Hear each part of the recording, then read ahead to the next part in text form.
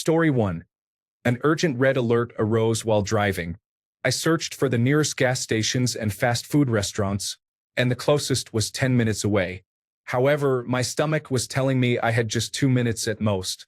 I pulled off into an empty church parking lot, found an empty box in the back of my car, and took care of my needs right there before disposing of the box in the dumpster. I then drove with great discomfort to the nearest gas station for a proper finish and cleanup. I'm not a religious man, but I did ask for forgiveness and understanding that day. Story 2. In a state park, I could not find the restroom, but there were two large rocks that were almost perfectly toilet height with the perfect distance between them, so I decided to relieve myself right there between the rocks. Story 3.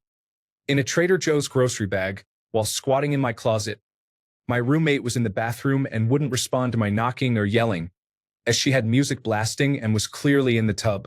She often spent hours in the bathroom. Normally, this wasn't an issue since I rarely needed the bathroom for long. However, this particular day was different. I had a sudden and urgent need. I had no time to spare. So, I quadruple bagged some Trader Joe's grocery bags, squatted over them, and let everything out. I then wiped with some antibacterial wipes from my purse, folded over the top of the bag, and took it out to the dumpster. Story 4. I was stuck in a plastic bag when my toilet was broken for 2 days. I had a moment on a cycle path near my house while out for a run, thinking, if I don't find a restroom now, I'm going to have an accident. Story 5. Underneath a pine tree at Fort Carson, in full view of a mobile infantry company, the E4 Mafia was throwing pine cones at me. Story 6. I went snorkeling with a large group of people while on a family vacation in Hawaii. Suddenly, I had the urge to go, but I knew I wouldn't make it to shore in time, so I just let the log go into the water. I didn't realize it would float and got sucked towards me as I was trying to swim away, which made me panic. The people I went snorkeling with thought I was drowning and began swimming towards me. You can probably imagine how terrified and embarrassed I felt. Story 7. Behind a 2-by-2-foot bush outside of a Mexican restaurant, I wiped with the rocks on the ground. Needless to say, the margaritas were strong there. Story 8. On the Great Wall of China, I was fortunate to be on a less crowded section. I climbed down into the woods and used my underwear to wipe, going commando for the rest of the day. Nobody noticed. Once I climbed back up, I noticed a giant snake at the base of the wall, only about 15 feet from where I had been. Story 9. I placed a small paper bag in a dark corner on the street. I was homeless at the time, but fortunately, I had an empty bag because I didn't want to leave that mess on the street. I believe it was somewhere in Chicago. Story 10. Not sure how strange this is, but it was definitely uncomfortable. We're staying in Idaho Falls and visiting Yellowstone National Park. Now it's maybe a 1 to 2 hour drive to get to Yellowstone, and once you enter the park, the traffic is bumper to bumper for what feels like an eternity because of parking issues and herds of bison blocking the road. Along the way to the visitor center at Old Faithful, there are many things to stop and see. Hikes, geysers, steam vents, hot springs, all very beautiful, and I recommend stopping to explore. The problem was that somewhere around halfway to the park, my stomach bloated up, started gurgling, and felt awful. I had nowhere to stop, and then we got stuck in traffic, and we needed to see all the sights. It was hours of me being in absolute misery in the middle of a national park with nowhere to go to the restroom. There were some of those restrooms with holes in the ground, but the lines were outrageous, and I wasn't about to try one of those. I resolved to hold on as long as I could until I got to the visitor center. We finally arrived and wandered around. The family wanted to get lunch, but I said I needed to use the restroom first. To my shock and relief, there was no line.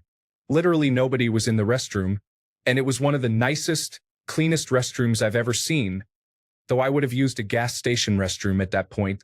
It was one of those moments where it seemed like fate was on my side because it was one of those situations where you just barely make it onto the seat before your insides start to let loose. I have never experienced a more explosive and relieving moment before or since. It was maybe 10 minutes straight of loud, explosive, and intense relief, and I felt amazing afterward. Of course, when I went to wipe, I noticed the toilet paper was stained with blood, and when I looked in the toilet, it was the same. Brown, watery stool mixed with bright red blood. I guess holding it in for so long caused some vessels in my colon to rupture.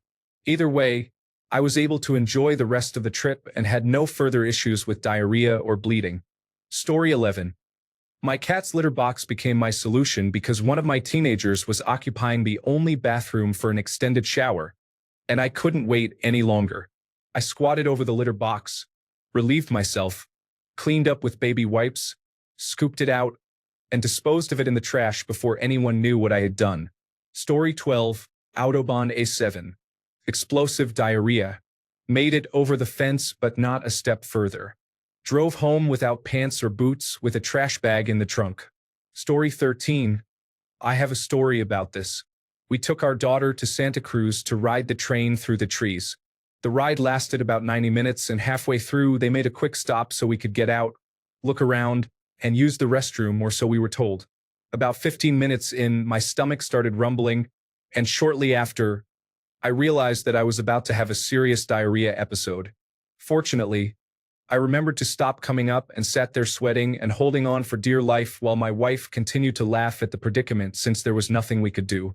When we arrived at the stop, I think we had 10 minutes, so I sprinted to the restroom only to find the door closed with 1 or 2 people in front of me. After what seemed like forever, probably 5 minutes, an employee let us know that the restrooms were actually broken. I quickly assessed the situation and asked if I could have a roll of toilet paper, which he gave me with a questioning look. I sprinted into the woods, found a spot with a tree to hold onto, squatted, and unleashed my troubles on that poor ground. Meanwhile, I could hear the conductor shout, "All aboard," while blowing the whistle. I finished as quickly as I could, threw the toilet paper roll toward the restroom, and jumped into our car with mere seconds to spare before it started moving. Fortunately, my wife had hand sanitizer and wet wipes since our daughter was around 2 at the time, and she doubled over laughing as I recounted the tale of what had just happened. Story 14. When I was little, down by the shore, the toilets on the pier were just seats over holes in the pier, and waste would go directly into the ocean by the beach. Story 15. In high school, I was in a long, intense fight. I won, but my victory was overshadowed by the fact that I had to run about 4 feet away and use a large potted plant as a restroom. So I won the fight but felt completely defeated. Story 16. In the middle of my driveway, there were high winds and light rain.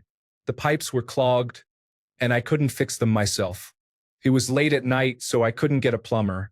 Normally, I would drive to the restaurant down the street, but it was closed. I was shivering, as it was about 35 degrees, holding a plastic bag as I dealt with an urgent situation. Not a good time. Story 17. In the woods of a rural suburban neighborhood, I was working as a door-to-door canvasser when nature called for an emergency. I could have called my boss to pick me up, but I wouldn't have had time, so I took matters into my own hands. Story 18. I was about 10 years old when my mom, my ex-stepdad, and I got baptized and joined the church we attended for several years. The baptism took place in a large pool where the preacher would immerse participants. After my turn, I changed into dry clothes and sat back down with the others as everyone else being baptized that day completed their ceremonies.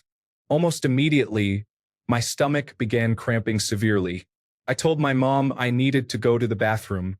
Although she advised me to hold it, I insisted I had to go immediately. I got up and hurried to the restroom, my stomach aching more with each step. I rushed into a stall, trying to get my pants down as quickly as possible. Just as I managed to pull them down and sit, a terrible torrent of diarrhea erupted from my body, splattering onto my pants, down my legs, into the toilet, and all around it. I used to joke that this incident occurred because the baptism was forcing the evil out of me. Story 19. I spent 11 days in Afghanistan, primarily living on an Afghan base. During my time there, I ended up making an emergency decision in what I thought was just some drainage grass near one of the base walls. It turned out that while it was indeed drainage grass, the culvert was big enough for a child to fit through. I didn't realize this was how they were sneaking onto the base until we spotted a child covered in it. The mystery children were driving us crazy. We would have an American set of eyes on the checkpoint 24 hours a day, yet children would still appear out of nowhere. Story 20. I climbed a grain elevator in a small town in Kansas at night. I ascended the ladder on the side. The excitement got to me at the top, so I dropped a log off the side and listened for a safe landing. It landed with a slap on a service road. It makes for a great reckless youth story now, but it gives me the chills to think of that climb. Story 21. Behind a gas station that refused to allow patrons to use their restroom after 10 p.m., I experienced my first and only time going to the bathroom without access to a proper facility. It was an awkward and unpleasant experience that I wish I could forget. Story 22. I used to work at an amusement park on a ride. The ride was one of the large inner tube boat attractions that went under waterfalls. The center of the ride featured a spacious area filled with numerous trees. While I was repositioning to a spot where we could oversee a significant waterfall area to ensure everyone's safety, I had to leave. Story 23. On my best buddy's late grandfather's memorial site, I didn't realize what it was intended for. I thought it was just a small clearing in the woods, suitable for relieving myself. Story 24. 900 feet up a 1,600-foot rock climbing route. My friend was leading the pitch while I was on belay with my feet on a small ledge. It hit me out of nowhere. Once my friend was anchored at the top of the pitch, I leaned back and took care of business. Story 25. My car broke down in the middle of the Appalachian Mountains while I was living there, and the American Automobile Association gave us an estimated time of 12 hours for assistance. I really dislike the Appalachian Mountains. Story 26. On an old tall ship, the toilet was so small that once you dropped your pants, you could not bend down to grab them to pull them back up again. I retained my dignity by sitting down, lifting my feet with my knees apart far enough to grab the belt. I could then pull, slide, and stand simultaneously to get them back up. Story 27. At 9 a.m., while riding my bike to work, I realized that the tacos I had eaten the day before had not settled well. By the time I admitted to myself that I was in a crisis, it was nearly too late. I pulled over my bike and quickly lowered my pants next to a group of apartments. With no trees nearby, I had no choice but to relieve myself on their parking lot asphalt. It was all liquid, and I had to use a piece of paper from my backpack to clean myself up. Feeling ashamed, I got back on my bike and made it to work on time. Story 28. I had to use the restroom at a picnic area in a park once while walking home late at night. It was either there or risk an accident. I still feel bad for whoever had to clean that up. Story 29. In the tub, while feeling unwell from self-imposed food poisoning, I ate 14 McDonald's cheeseburgers on a dare.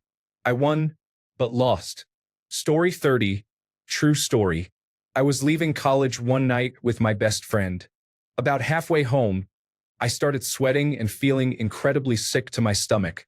A few months later, I was diagnosed with aggressive stage 3 colon cancer, but in that moment, I just thought I was about to die. There were absolutely no gas stations or restaurants along this stretch of road. Just darkness, poor decisions, and impending disaster. I yanked the wheel and pulled off into an industrial area, screeching into the parking lot of what appeared to be an empty building. Perfect. Or so I thought. Turns out it wasn't empty. There was a lone white van parked there, resembling the kind of van that parents warn their kids about. But I had bigger problems. I turned to my best friend, eyes wide. Give me your shirt. What? Why? There's no time. Just do it. Now picture a 5 feet 8 inches, 310-pound, hairy guy sitting in the passenger seat of my SUV with no shirt. Lovely. He ripped it off and handed it over, probably fearing for his life at that point. I sprinted out of the car, dove behind the van, and unleashed chaos. Felt like my body had turned into a malfunctioning fire hydrant. Then, mid-explosion, I heard it. A voice. From across the parking lot. What are you doing behind my van? Panic. I locked eyes with a guy standing near the building. Probably some night shift worker or maybe a serial killer, who knows. In full survival mode, I did the only thing I could. I wiped with my friend's shirt, yanked up my pants, and took off running as if I had just robbed a bank. We peeled out of that parking lot so fast we probably left skid marks, just like I almost did in my underwear. Story 31. It wasn't me, but on the way to Mount Adams from Mount Washington, there is a small cave or crag right off the trail. There is often used toilet paper in there. Story 32. At the Congress Bridge in Austin, Texas, I went to see the bats but left early because I was feeling unwell. Story 33. At my niece's graduation, in the middle of the ceremony, I was in a high cow pasture in rural Romania. I didn't have toilet paper, but my girlfriend had tissue. When we returned to civilization, I was able to shower outside and wear a jersey from a Romanian Olympic climbing champion while my clothes dried. Story 34. My ex once visited the gardens at Alton Towers. He said he couldn't wait, but there are restrooms available everywhere. Story 35. Franklin Bluffs, Alaska, is a pump station on the Trans-Alaska Pipeline, located about 20 miles south of Prudhoe Bay. We visited to test the possibility of explosively removing permafrost to expose faulty welds discovered on the pipeline. Although the tests were not successful, I had a great time. Story 36. Denver Airport in Colorado doesn't even feel real, and not in a good way, especially early in the morning. Thanks a bunch for sticking around till the end of the video. Remember to subscribe, and until next time, stay awesome and goodbye.